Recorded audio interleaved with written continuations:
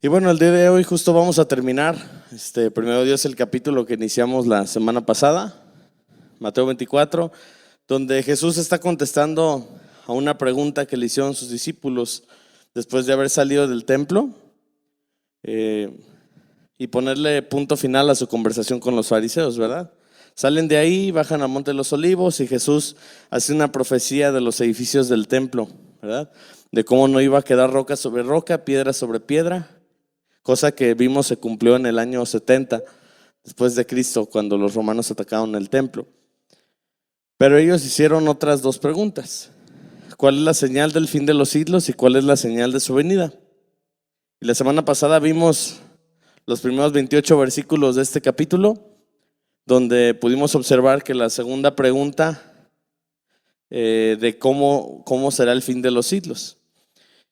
Y Jesús no nos dio a lo mejor una señal muy específica, ya que el fin de los siglos es todo un periodo de tiempo, desde la partida del Señor con el Padre hasta ahora. Y al día de hoy vamos a contestar la tercera pregunta que hicieron, que es: ¿cuál es la señal de tu venida? ¿De acuerdo? Vamos a orar, hermanos. Te damos muchas gracias, Padre, por este tiempo que nos permites reflexionar en tu palabra, Señor, que nos permites escudriñar en ella para ver tu voluntad, Señor, y para ver todo aquello que tú quieres hablar a nuestro corazón, Señor. Para que sea derribado todo argumento, Señor, que haya en nuestra mente, que se ponga tu palabra y que sea esta la que perdure en nosotros, mi Dios. Les damos gracias y pedimos tu guía en este tiempo, Padre. En el nombre de Cristo Jesús. Amén. Bueno, retomando un poquito, hablamos de algo llamado la gran tribulación, en la que Jesús nos dijo: no ha habido una tribulación como esta, ni después habrá ninguna. Y hablamos incluso de la abominación desoladora, ¿sí se acuerdan? Sí, hablamos de la abominación desoladora, de la cual Jesús dice que habló el profeta Daniel. Y en Daniel podemos ver que va a haber algo que va a ser puesto en el lugar santo, en el templo. Y vimos que para eso se tiene que reconstruir el templo. Vimos los periodos de tiempo, que va a ser 3 años y medio, desde que la abominación se establezca en el lugar santo hasta la venida de nuestro Señor, ¿verdad? Recordamos que ese periodo de tribulación se divide en 2 partes, 3 años y medio, ¿de acuerdo? A partir de, nosotros creemos el rapto de la iglesia, y 3 años y medio después de la desolación, de la aberración, de la abominación desoladora, ¿de acuerdo? Muy bien, entonces vamos a seguir leyendo. En Mateo 24, en el versículo 29, vamos a ubicarnos ahí, dice: inmediatamente después de la tribulación de aquellos días, el sol se oscurecerá y la luna no dará su resplandor, y las estrellas caerán del cielo, y las potencias de los cielos serán conmovidas. Entonces aparecerá la señal del Hijo del Hombre en el cielo, y entonces lamentarán todas las tribus de la tierra, y verán al Hijo del Hombre viniendo sobre las nubes del cielo con poder y gran gloria. Y enviará a sus ángeles con gran voz de trompeta, y juntarán a sus escogidos de los 4 vientos, desde un extremo del cielo hasta el otro.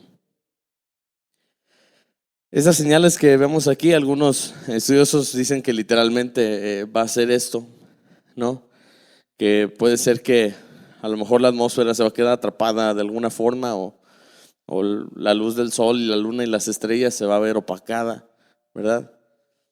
Otros dicen que pues son la expresión de algunos acontecimientos geopolíticos, ¿no?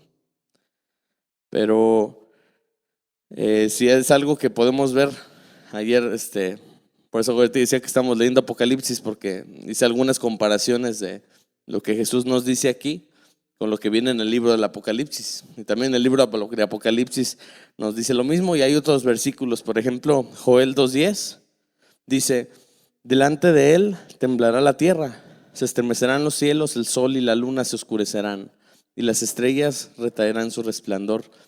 Y Jehová dará su orden delante de su ejército, porque muy grande es su campamento. Fuerte es el que ejecuta la orden, porque grande es el día de Jehová y muy temible. ¿Quién podrá soportarlo?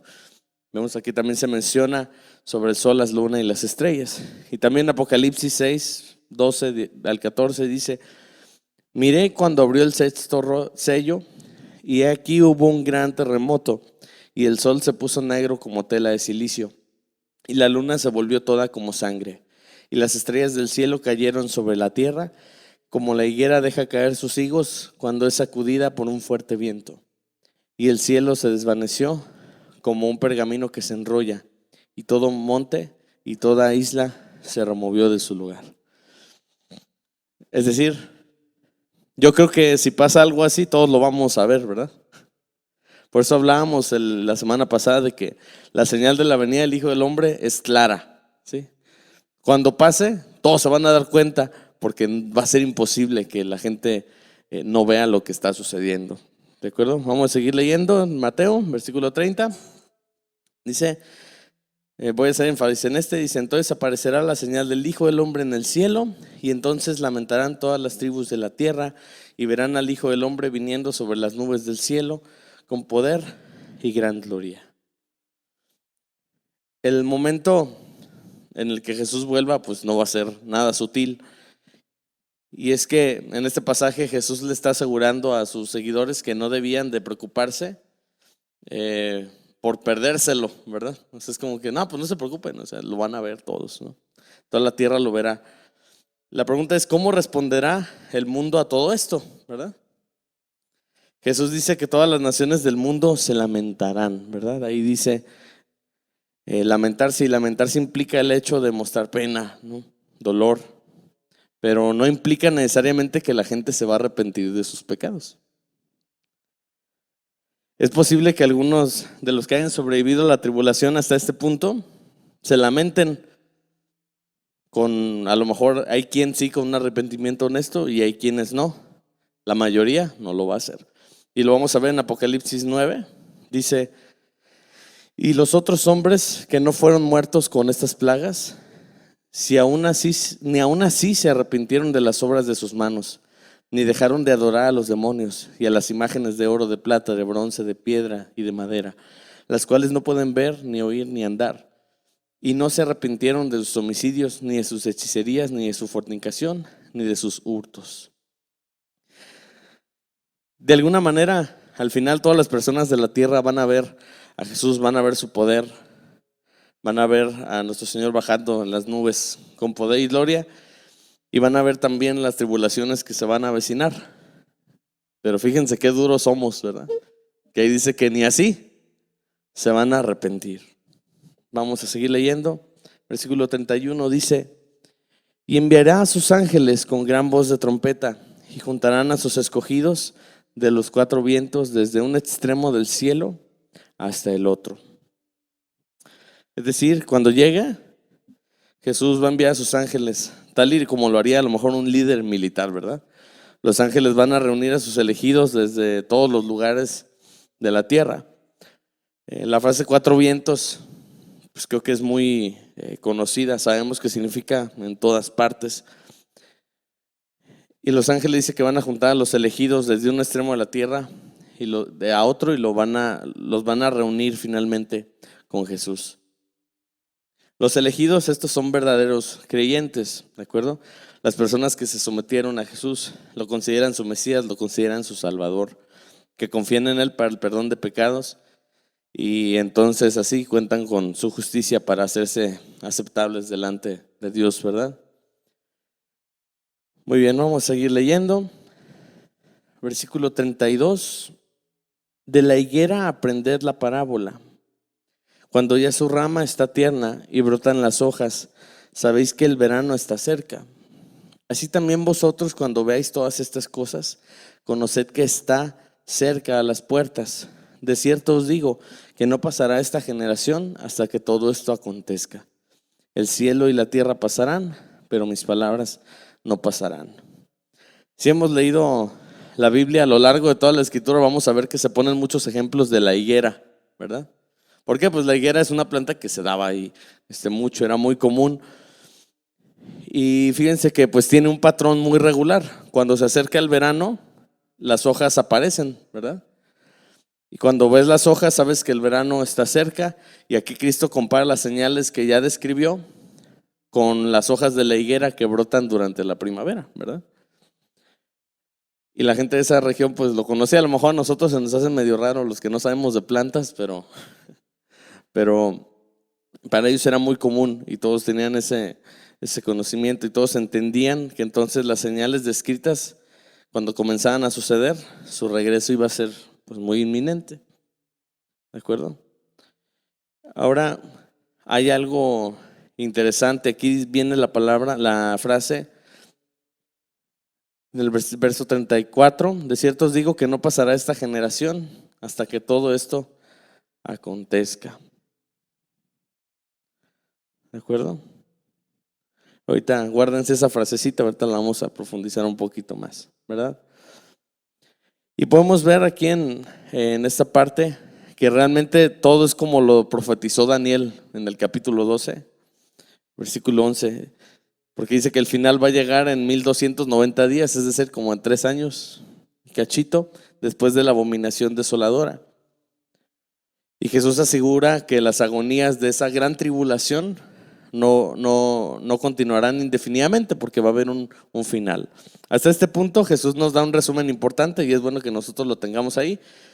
Número 1, surgirán catástrofes y persecuciones, pero estos en sí mismos no son la señal del final, ¿de acuerdo? Surgirá una señal fundamental que es la abominación desoladora. Cuando la abominación desoladora aparezca, hay advertencias para Israel de que huya de la desolación, de la abominación. Y en los talones de la abominación desoladora viene la gran tribulación y disturbios cósmicos que son descritos aquí, ¿verdad? Que es lo que veíamos de las estrellas, del sol, de la luna. Y en culminación, Jesucristo regresará en gloria a la tierra, ¿verdad? Igualmente hay un salmo precioso, profético, que nos habla de estos acontecimientos. Si ustedes quieren luego leerlo más en calma, es el Salmo 2. Yo ahorita le voy a dar lectura rápida. Dice: ¿por qué se amotinan las gentes y los pueblos piensan cosas vanas? Se levantarán los reyes de la tierra y príncipes consultarán unidos contra Jehová y contra su ungido, diciendo: rompamos sus ligaduras y echemos de nosotros sus cuerdas. El que mora en los cielos se reirá, el Señor se burlará de ellos, luego hablará a ellos en su furor y los turbará con su ira. Pero yo he puesto a mi rey sobre Sión, mi santo monte. Yo publicaré el decreto. Jehová me ha dicho: mi hijo eres tú, yo te engendré hoy. Pídeme y te daré por herencia las naciones y como posesión tuya los confines de la tierra. Los quebrantarás con vara de hierro, como vasija de alfarero los desmenuzarás. Es decir, el Mesías primero se ve ante las naciones y sus reyes como el que va a ser rechazado, ¿verdad? Una actitud que pertenece a la primera venida del Señor Jesucristo, que es lo que ya viene en los evangelios, ¿verdad? Y las relaciones que pues se derivaron de todo eso. Después se indica en el versículo 6 al 9, dice: él toma su trono y se convierte en el monarca conquistador de toda la tierra. El resto del salmo regresa a la relación de la primera venida, ¿de acuerdo? Y exhorta a los reyes y a los gobernantes a hacer la paz con el Hijo de Dios antes de que llegue la ira de Dios. Y es que desde la primera profecía mesiánica, la primera profecía es que nos habla de Jesús en Génesis, hasta su rechazo oficial, vamos a decirlo, por Israel, que fue cumplido en su crucifixión. Los dos advenimientos se tienen que distinguir por los eventos que hay, ¿verdad? Son dos cosas muy diferentes. Vamos a seguir leyendo. Y esto es por lo que les decía, el versículo 34. Es cierto os digo que no pasará esta generación hasta que todo esto acontezca. Y es que aquí surge un detalle. Y surgen 3 posturas que tienen sus puntos. La primera postura son los que se llaman preteristas completos, que creen que Jesús regresó en el año 70 después de Cristo, lo que significa que esa generación todavía estaba en la tierra. Y los que mantienen este punto de vista pues dicen que cuando los romanos destruyeron el templo se cumplió la profecía y vino Jesucristo, ¿no? Después están, creo que ahí están para proyectar. Después están los preteristas parciales, que sugieren que lo único que no ocurrió fue vamos a poner la venida de Cristo. Es decir, ya está toda la tribulación y todo eso ya pasó. y luego está la venida de Cristo. Pero después está la que yo en lo personal creo y que creo que es la interpretación correcta, que se dicen los futuristas, que creen que esta generación se refiere a las personas que vivirán mucho más tarde, en el momento en el que aparezcan las señales que Jesús habló y que ocurrirán justo antes de que él mismo regrese, ¿sí? Porque Cristo dice anteriormente en Mateo 21:43, dice: por tanto os digo que el reino de Dios será quitado de vosotros y será dado a gente que produzca los frutos en él. La generación a la que Jesús se refiere no puede ser la generación de los discípulos, ¿verdad? Porque ellos nunca vieron a Jesús regresar en gloria, como se describe en Mateo 24:30. Es sin duda la generación que verá las señales, ¿sí? Esa es la generación. Estos eventos y el regreso de Jesús no van a ser en un lapso de 1000 años, ¿sí? Según lo que vimos, es en un lapso de 7 años, ¿sí? Por lo tanto, se refiere a la generación que ve el primer acontecimiento hasta el final. Es la misma generación, ¿sí? Es decir, que no va a haber un periodo larguísimo de tribulación, ¿verdad? Muy bien, vamos a seguir leyendo el versículo 35. El cielo y la tierra pasarán, pero mis palabras no pasarán. Y fíjense que Jesús diga que sus palabras no pasarán, afirmando que sus palabras son más firmes que los cielos y la tierra. Es una de las declaraciones, yo creo que más impactantes que Jesús nos hace, ya que Él es un ser eterno. Y Cristo está diciendo que tiene la habilidad de hablar directamente el nombre del Dios eterno. Que Jesús estuvo vivo desde el principio y Él será quien esté a cargo del futuro de la creación, ¿de acuerdo? Después de describir algunos eventos del futuro que son bastante difíciles de entender, Jesús les asegura a sus seguidores que ellos podían confiar en su palabra plenamente, ya que lo que Él decía era la verdad. Por eso no debemos restarle importancia a esto que nos dice Jesús, porque lo que Jesús dijo va a suceder. Pero también hay que recordar que tanto como dice, va a venir tribulación, va a venir dolor, también después viene Él y viene un periodo en el que reina nuestro Señor, ¿verdad? Vamos a seguir leyendo, versículo 36. Pero el día y la hora nadie sabe, ni aun los ángeles de los cielos, sino solo mi Padre. Y bueno, aquí Jesús básicamente nos dice que no nos va a compartir detalles sobre el momento del regreso. Jesús se negó incluso a ser específico para darnos una fecha, ¿verdad? Del fin del mundo. Y es que el mensaje es muy claro en este comentario, ¿sí? Y lo que nos está comunicando es que el momento en que Cristo volverá, pues es impredecible. Es imposible que alguien sepa, nadie puede saberlo. Por lo tanto, cualquier maestro, cualquier grupo religioso, cualquier video de YouTube que te diga va a volver tal día, pues no, lo más probable es que esté muy equivocado, ¿verdad? Dice que lo único que podemos hacer es observar las señales que Jesús nos dijo que observáramos y pensar que el final va a estar cerca. Vamos a seguir leyendo, versículo 37 y 38. Mas como en los días de Noé, así será la venida del Hijo del Hombre. Porque como en los días antes del diluvio estaban comiendo y bebiendo, casándose y dando en casamiento, hasta el día en que Noé entró en el arca, y no entendieron hasta que vino el diluvio y se los llevó a todos. Así será también la venida del Hijo del Hombre. Jesús explicó lo que quiso decir en los días de Noé. Se refiere a una vida centrada pues en cosas normales, ¿no? O sea, vamos a estar viviendo con normalidad, va a haber quién se va a estar casando, va a estar, pues quién va a estar teniendo a su hijo, ¿no? Y a lo mejor, vamos a decir, va a ser la vida de siempre, una vida reprobada a lo mejor, pero lo usual, ¿no? Y la gente de la época de Noé pues llevaba esa vida. En realidad no se dieron cuenta de que una catástrofe se les iba a venir encima en unos momentos. Y Jesús dice que su segunda venida será similar en ese sentido. Todo el mundo estará viviendo una vida normal y todo parecerá estar bien. Y las personas que vivieron en el diluvio, un momento antes del diluvio, pues experimentaron un cambio radical, ¿verdad? Y a final de cuentas, pues todos ellos fueron muertos, ¿verdad? de pronto todo comenzó a ser destruido. Y del mismo modo, cuando Cristo regrese a traer el juicio a la tierra, Jesús va a hacer un cambio grande en ese momento, en ese instante. Porque realmente en los días de Noé sí fueron advertidos, ¿verdad? Sí les fue dicho. Y finalmente llegó el juicio.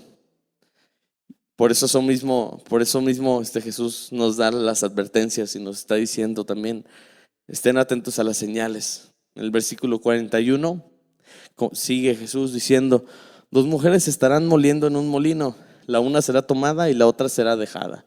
Velad pues, porque no sabéis a qué hora ha de venir vuestro Señor. Pero sabed esto, que si el padre de familia supiese a qué hora el ladrón habría de venir, velaría y no dejaría minar su casa. Por tanto, también vosotros estad preparados, porque el Hijo del Hombre vendrá a la hora que no pensáis. A ver, a lo mejor tú vas a decir, bueno, ya no te entendí, ¿verdad? Porque me dice que va a haber 1290 días, pero ahora dice que nadie va a saber en qué momento va a ser, ¿verdad? Cómo van a ir sucediendo y desarrollándose las cosas. Porque está escribiendo antes que va a ser claro, ¿verdad? Que van a ir apareciendo las señales y que van a ir pasando las situaciones, pero aquí nos dice que nadie se va a dar cuenta cuando pase, ¿verdad? Y a lo mejor pues puede causar confusión esto en nosotros, pero la realidad es que a partir de que sucede la abominación desoladora, va a ser muy claro lo que viene, ¿sí? Hasta la venida del Hijo del Hombre. Hasta entonces va a ser muy claro, pero cuando el Señor venga por sus escogidos, nadie sabe cuándo va a venir. Ninguna no se contradicen una a la otra. Y es que la palabra aquí de tomada es una palabra que se traduce como arrebatado. Y por eso les digo, todo comienza con el rapto de la iglesia. Jesús vendrá, pero no vendrá, vamos a decir, a reinar a la tierra, sino que vendrá por sus escogidos y los alcanzará en las nubes. Y eso lo vemos en 1 Tesalonicenses 4. Versículo 16 dice, porque el Señor mismo con voz de mando, con voz de arcángel y con trompeta de Dios descenderá del cielo. Y los muertos en Cristo resucitarán primero. Y luego nosotros los que vivimos, los que hayamos quedado, seremos arrebatados juntamente con ellos en las nubes para recibir al Señor en el aire. Y así estaremos siempre con el Señor. Nosotros los que vivimos, los que habremos quedado, seremos arrebatados. Y ahí comienza todo. En ese momento se levantará el anticristo traerá paz, se construirá el templo, y ya lo mencionamos la semana pasada, ¿verdad? Y a la mitad de ese periodo de tiempo, la abominación desoladora se sentará en el lugar santo, ya reconstruido el templo, para después venir 3 años y medio el juicio de Dios sobre la tierra, que se describe en Apocalipsis a partir del capítulo 6, ¿verdad? Ciertamente es un estudio medio revoltoso, difícil, pesado de llevar, pero igual si tienen dudas luego platicamos. Pero la realidad es esta: Jesús nos dice, aquí comienza todo, a partir de aquí todo va a ser claro y yo les he dejado las señales. Y es que el capítulo 6 comienza con lo que Jesús nos advierte al principio de la lección de hoy, que dice, con el sol y la luna oscureciéndose y las estrellas cayendo del cielo, y la venida del Hijo del Hombre con poder y gloria en las nubes del cielo. Y así es como sucederá, y pues lo podemos ver claramente en la palabra de Dios. Vamos a seguir leyendo en Mateo 24, 45 dice, ¿quién es pues el siervo fiel y prudente, al cual puso su Señor sobre su casa para que les dé el alimento a tiempo? Bienaventurado aquel siervo al cual cuando su Señor venga le haya haciendo así. De cierto os digo que sobre todos sus bienes le pondrá. Aquí hay una parábola chiquita, ¿verdad? Donde Jesús comienza a explicar esta idea y describe una situación que es frecuente en el Medio Oriente en esa época. Las personas que eran dueñas de grandes propiedades con frecuencia tenían más de una casa y a veces no pasaban mucho tiempo en el mismo lugar. Debido a esto, el dueño le dejaba al siervo para que administrara a los demás siervos y la casa. Y el trabajo del administrador no era solo procurar que la casa siguiera funcionando a su ritmo normal, sino que también era cuidar de los demás siervos y mantenerlos pues bien alimentados, que todo estuviera muy bien. Y Jesús comienza preguntando qué debería esperarse el dueño de la casa de este siervo. El siervo representa a los seguidores de Jesucristo y el dueño representa a Cristo. Jesús nos dijo que debemos seguir adelante con diligencia mientras el Señor no está aquí. Debemos ser ese siervo fiel y prudente que cuida de los negocios de su amo mientras el Señor está afuera. Y sigamos leyendo, dice: pero si aquel siervo malo dijera en su corazón: mi Señor tarda en venir, y comenzare a golpear a sus consiervos y aún a tomar y a beber con los borrachos, vendrá el Señor de aquel siervo en día en que éste no espera, y ahora que él no sabe, y lo castigará duramente, y pondrá su parte con los hipócritas. Allí será el lloro y el crujir de dientes. Jesús nos advierte de esta actitud, ¿verdad? De decir, pues de todos modos mi Señor tarda en venir, ¿no? Yo creo que es algo normal, ¿no? Por ejemplo, yo me acuerdo que chiquillos decíamos, pues mi papá se va a ir, ¿verdad? No, pues que al rato se van a tardar un ratito. No, pues hay que sacar los juguetes, que Dios sea. Y hacíamos desorden, ya van a llegar, y guardábamos todo, ¿no? Pero sí hubo veces que pues nos confiamos en eso y pues sí nos agarraron, ¿verdad? Sí nos cacharon. Y es que por eso Jesús nos da esta advertencia y nos dice constantemente que estemos listos, que estemos preparados, y nos da con muchísima anticipación señales de la venida de Jesús. Y eso significa que nosotros tenemos que estar involucrados, vamos a ponerle, en los negocios de nuestro amo, ¿verdad? Que es lo que dice esta parábola. La mentira más peligrosa, creo yo, no es que no hay Dios, no es que no hay infierno. La mentira más peligrosa de Satanás para nosotros, los cristianos, es: no hay prisa, ¿verdad? No hay prisa. No es algo pequeño de decir: Jesús no vendrá hoy, no va a venir en muchos años, ¿verdad? Porque tu sistema de profecía lo demanda, pues el Señor dice: pues voy a venir. No dice cuándo, pues no te preocupes, todavía no pasa todo esto, ¿no? No te preocupes. Y fíjense, y en eso viene entonces lo del siervo malo, que no estaba listo para el regreso de su amo. Y este siervo pecó al menos de 3 maneras diferentes. Aquí las vamos a ver. Dice: no trabajó en el negocio que su amo le había dejado. Peleó y maltrató a sus consiervos y se entregó a los placeres del mundo en lugar de servir a su amo. Este énfasis de estar listos constantemente para el reto, es un reto para el cristiano de hoy en día. Y es que se puede decir que muchos cristianos no estamos listos de las mismas 3 maneras. No estamos trabajando en la obra de nuestro Señor. Peleamos y maltratamos a nuestros hermanos. Y preferimos vivir en el mundo en lugar de entregarle nuestra vida a Jesús. Así nos va a agarrar el Señor.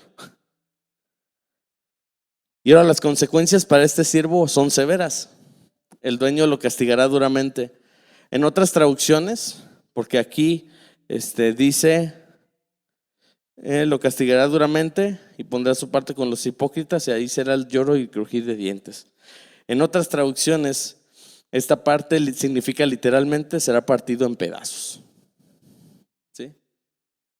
Castigar aquí es traducido literalmente, significa será cortado en pedazos, o sea, destrozado. Sea literal o no, pues lo que Jesús nos deja claro es que no iba a darle una segunda oportunidad ya a este siervo, ¿verdad?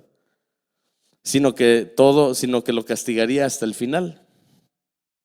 El siervo de esta parábola no puso su fe en el dueño.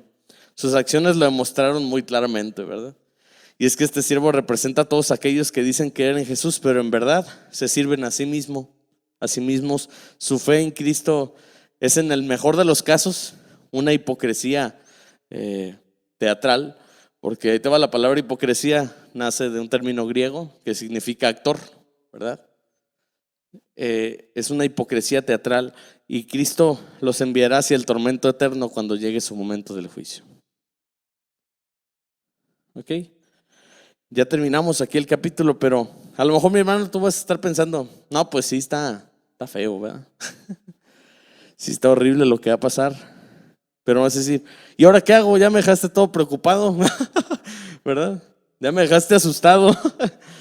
Si te provoca temor y miedo, probablemente tenemos que dar este paso y recibir la salvación que hay en Cristo Jesús. Eso es lo primero. recibir esta salvación que hay en Cristo Jesús. Porque la Biblia nos dice que todos somos pecadores, la Biblia nos dice que todos somos como ovejas que se descarriaron, que no reconocieron a su Creador, que se alejaron de Él. Pero aún así Cristo mostró su amor por nosotros. Y es que el Verbo se hizo carne, murió por nosotros en una cruz, azotado, atravesado, humillado, lastimado, y resucitó para tener la victoria sobre el pecado. Él ha pagado y perdonado nuestros pecados. Y fíjense, en Filipenses 2:14, Filipenses 2:12 y 13 nos dice: por tanto, amados míos, como siempre habéis obedecido, no como en mi presencia solamente, sino mucho más ahora en mi ausencia, ocupaos en vuestra salvación con temor y temblor, porque Dios es el que en vosotros produce así el querer como el hacer por su buena voluntad.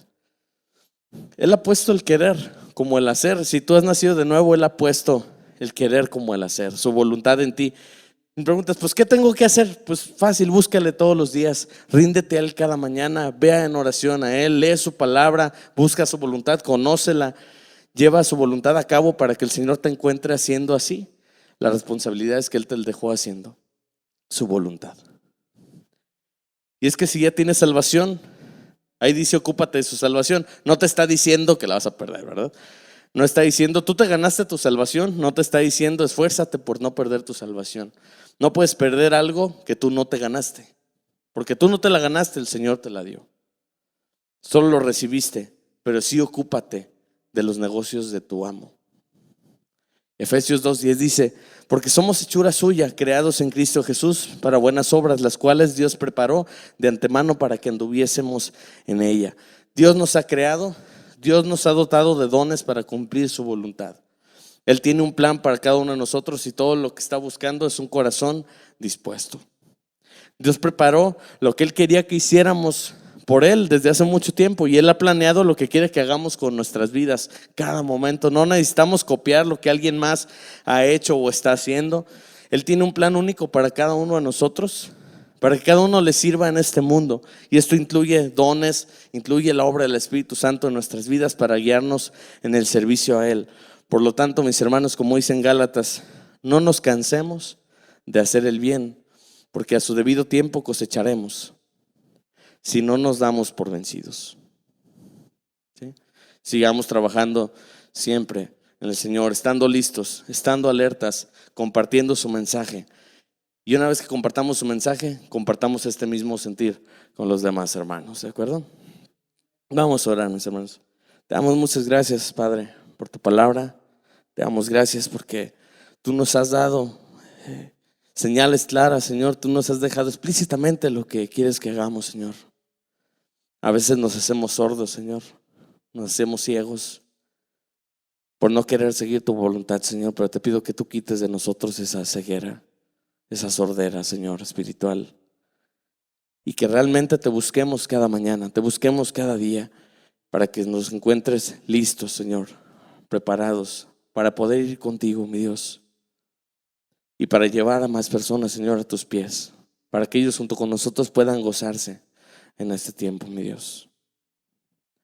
Te doy gracias y te pido que esté en nuestros corazones, Señor, toda esta semana, todo este tiempo que se acerca esa reflexión acerca de tu resurrección, nos guíes y nos lleves, Señor, a pensar en el valor de lo que tú has hecho, mi Dios. Te damos gracias y bendecimos tu nombre, en el nombre de tu Hijo Jesucristo. Amén.